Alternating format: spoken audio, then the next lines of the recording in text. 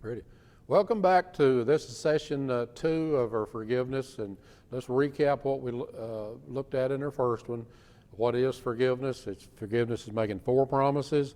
I'm not going to dwell on this. I'm not going to talk to others about it. I'm not going to bring it up and use it against you the next time we have an issue, and I'm not going to let it interfere with our relationship. Now, I want to clarify something here.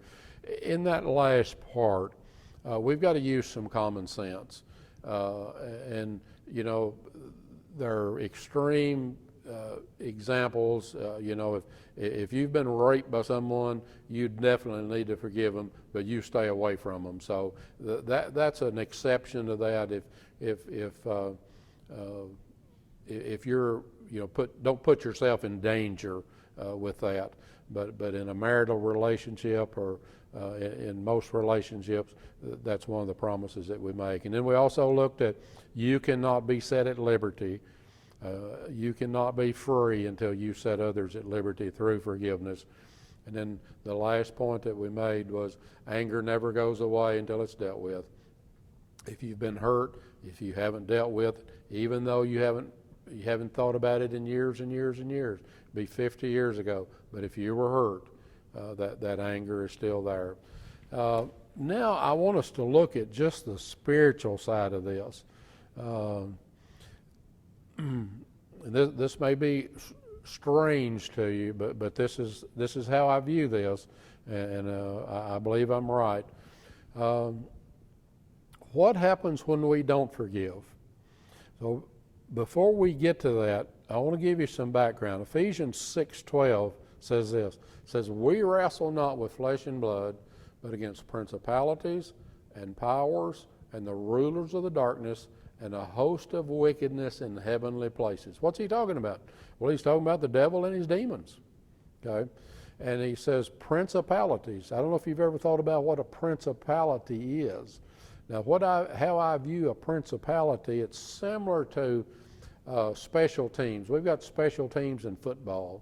Everybody's got their job. The military, they have special teams, and you actually have special teams everywhere. Everybody's trained to do a particular job. And a principality or a special team, everybody has their job. We work together for a common cause. That's how I want you to view this principality. And the Bible tells us that that's what we wrestle against as Christians. Now, in Hebrews 12:14, it says, "Be careful lest you fall short of the grace of God and allow a root of bitterness get established lest many become defiled." A root of bitterness. I believe that a root of bitterness is one of those principalities that the Bible talks about. And it says if we allow that to happen, and it can happen through unforgiveness, if we allow that to happen, then it says many will become defiled. In other words, everybody around us is going to be affected. Now, I believe that there are 7 demons that work together in a principality in this root of bitterness, and I want us to look at each one. And again, each one has a specific job. Now, we've covered, and the Bible is very clear. We looked at Matthew and Mark and Luke about forgiving others. That is one of God's commandments. And when we don't do that, we are being unfaithful, or not unfaithful, we're being disobedient. Okay? God says forgive, and we don't. Now, what I want you to see, when I'm hurt, the first demon in this group, in this principality, is the demon of unforgiveness. And it's telling me, oh, they didn't mean to do that. They didn't mean anything by that. In other words, this demon is trying to convince me not to forgive this hurt, not to forgive this offense against me. That's just the way they are. They didn't mean anything by it, okay? But the Bible is very clear. If I've been offended, I need to deal with it. I need to forgive it. So the bottom line is, if I've been hurt and I don't deal with it and I don't forgive it, I've been disobedient. Now, anytime that I'm disobedient, I'm giving the enemy a legal right to come at me. Right? So I don't forgive, I'm disobedient. Now here comes demon number 2. If I don't forgive that offense, I'm going to begin to resent that person. Right? I'm going to begin to resent them.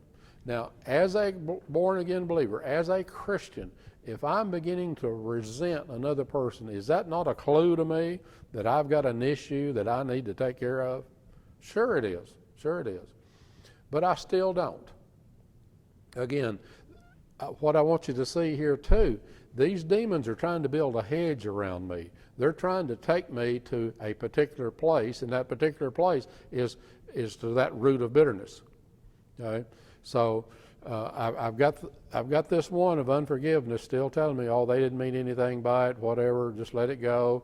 And then the resentment begins to build, and I still don't do anything about it. Here comes another one. The next one is retaliation. I'm going to begin to retaliate against that person. Now, here's what I'm most likely going to do. I'm going to start avoiding that person. If it's my wife, I'm going to give her the silent treatment. I'm going to go about my way, and I'm going to avoid her at every chance I get. Now, or I can begin to get verbal with my resentment. But one way I can resent passively, or I can do it actively. Most of the time, a lot of times we do it passively. Okay, is that not another clue that I need to take care of an issue? If I'm not speaking to my wife, sure it is. But I don't deal with it. Well, here comes another demon out of this principality, and this is a demon of anger. Okay? I'm going to wake up at 3 o'clock in the morning thinking about what's happened, thinking about what they've done to me, and that's going to be on my mind. I'm going to be thinking about how they've hurt me and how they've offended me. Okay? Is that not another clue as a believer I've got a problem? Sure it is. I still don't take care of it. Here comes another demon. That's a demon of hatred. A hatred will begin to develop. Now the Bible is a little different on what it says about hatred and how we view hatred. The Bible says if you don't discipline your kids, you hate them, and most folks wouldn't think that they hate their kids if they don't discipline, but that's what the Bible says. Anyway, so this hatred is going to begin to develop in me if I don't take care of this. If I still don't, here comes another one. This next one is violence. Now, that can be physical. It's not always, and probably most of the time it's not physical. But I've just got a violent attitude. I'm just angry.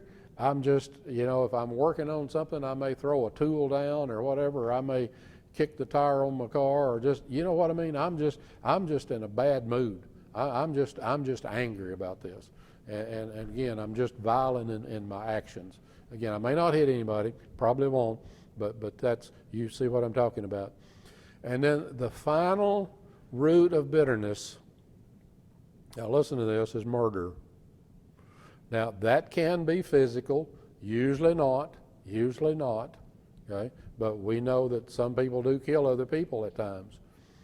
But I'm going to destroy you. I'm going to murder you with my tongue.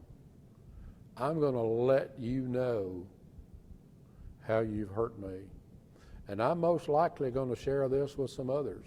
I'm going to share it with my best friend, how you have hurt me. Now what's this? When you get to that place, you've got these demons surrounding you, and you feel completely justified in how you feel. And when you get to that place, they've accomplished exactly what they want to accomplish. They've got you right where they want you. And they've got you feeling justified in how you feel, and you feel like that you have every right to feel the way you feel. And folks, that's a dangerous place to be.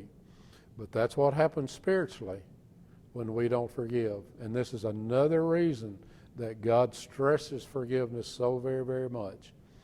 That it is so destructive. Again, that's where it will take you on a spiritual level. Again, you get to that place and you feel justified. And And again, Hebrews 12:14 says, many will become defiled. You very well may know somebody that's in this place that this root of bitterness is got a hold of them, and that's, you can see it in their actions, you can see it in their attitude, you can see it in how they deal with people, and I know you don't want to be there. So you begin to examine if there's people that you're avoiding and people you don't want to see. And it doesn't matter, we're going to get into how to forgive here in the next session, but you think on these things, because these things are very, very serious. And so next we're going to look at how do we forgive, and that will be our last session on this. Till next time, God bless.